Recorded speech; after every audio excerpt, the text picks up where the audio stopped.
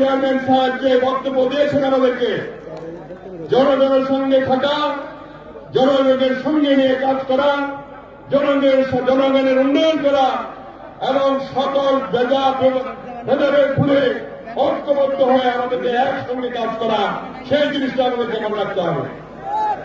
আমি মনে করি আমাদের এই 15টি ইউনিয়ন 2 থানায় এবং 2টি পৌরসভায় আমাদের মধ্যে কোন ছোটখাটো বিভেদ থাকলেও ভারপ্রাপ্ত চেয়ারম্যান সাহেবের নির্দেশে আমরা সবাই ঐক্যবদ্ধ থাকবো ইনশাআল্লাহ।